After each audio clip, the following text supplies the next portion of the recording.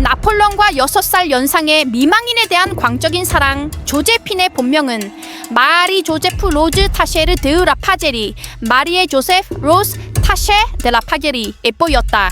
나폴레옹은 그녀에게 조제핀이라는 새 이름을 지어주었다. 프랑스령 마르티니크의 하급 귀족 집안에서 태어난 조제핀은 아름답고 매혹적인 매력을 지닌 여인이었다. 어린 시절 사랑을 아직 알지 못하던 때 점쟁이가 그녀에게 이렇게 말했다. 언젠가 당신은 프랑스의 황후가 될 것이고 그것보다 더 높은 존재가 될 것이다. 그때 그녀는 그 말을 허황되다며 웃어넘겼다. 16세가 되던 해 조제핀은 귀족 알렉상드르 드 보아르네, 알렉산드르 드 보아르네와 결혼해 아들과 딸을 하나씩 낳았다. 그러나 그 결혼은 오래 가지 않았다. 1794년 남편이 반역죄로 투옥되었고 그녀 역시 함께 감옥에 갇혔다. 이후 남편 보아르네는 처형당했다. 조제핀은 감옥에 있는 동안 장교들과 교류했고 우아하고 매혹적이며 연애를 즐기던 그녀는 곧 사령관 파울 바라도의 연인이 되었다. 그러나 그 관계는 오래가지 않았고 바라 역시 다른 여인을 좇으며 조제핀을 잊었다. 그 무렵 조제핀에게 흥미를 잃은 바라가 자신의 옛 연인을 젊은 장군 나폴레옹에게 소개했다. 하지만 당시 나폴레옹을 처음 만난 사람은 조제핀이 아니라 그녀의 아들이었다.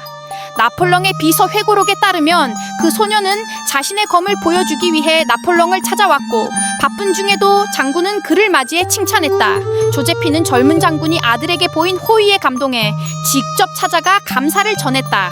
그리고 그 첫 만남에서 나폴레옹은 이 매혹적인 미망인에게 완전히 마음을 빼앗겼다. 그때 나폴레옹은 26세, 조제핀은 32세였다. 이미 약혼녀 의제니가 있었음에도 불구하고 그는 조제핀의 우아함과 매력을 거부할 수 없었다. 6개월 동안 끈질긴 구애와 수십 통의 연애 편지 끝에 나폴레옹은 결국 그녀의 마음을 얻었다. 두 사람은 1796년 1월 파리에서 결혼했다. 신혼여행이나 특별한 의식 없이 나폴레옹은 곧바로 이탈리아 전선으로 떠났고 조제핀은 파리에 남았다. 강철 같은 의지의 장군 나폴레옹은 사랑에 있어서는 열정적인 남자였다. 전장 한가운데서도 매일 조제핀에게 편지를 쓰며 사랑을 속삭였다. 그 편지에는 격정적인 사랑과 욕망의 숨결이 담겨 있었다. 나의 조제핀이 없고 당신의 사랑에 확신이 없다면 지상에 아무것도 존재하지 않는 것과 같다. 영광과 야망이 나의 영혼을 당신 곁에서 빼앗아간 것을 저주한다. 그는 아내를 사랑한 나머지 탐정을 고용해 그녀의 행적까지 감시했다. 누구를 만나고 무엇을 입었는지까지 보고받았다. 배신당해도 꺼지지 않은 사랑. 사실 조제핀은 나폴레옹을 만날 당시 프랑스 상류 사회에서 살아남기 위해 권력 있는 남자에게 의지하던 중이었다.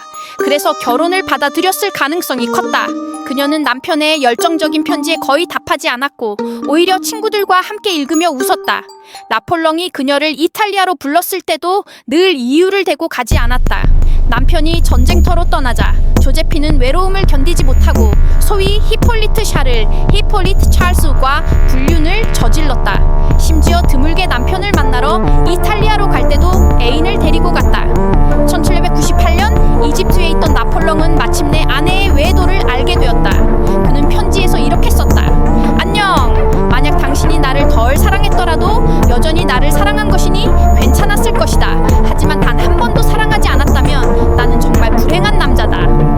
사실이 드러난 뒤 그는 형에게 보낸 편지에서 큰 슬픔이 있었지만 이제 그 장막이 완전히 벗겨졌다 라고 적었다. 이후 나폴레옹 역시 파울린 푸레스라는 여인과 관계를 맺었다. 그럼에도 불구하고 나폴레옹은 1804년 황제로 즉위하면서 조제핀에게 황후의 왕관을 씌워주었다. 그는 그녀에게서 자녀를 갖길 원했지만 한 번의 유산 이후 조제핀은 더 이상 임신할 수 없었다. 수백 통의 편지와 수많은 배신 끝에 1809년 나폴레옹은 이혼을 결심했다. 황제가 이별을 말하자 조제핀은 비명을 지르며 쓰러졌고 그 울음소리는 궁전 전체에 울려 퍼졌다고 한다. 이혼 후 조제핀은 파리 근교 말메종에서 호화로운 생활을 이어갔고 나폴레옹은 여전히 그녀의 생활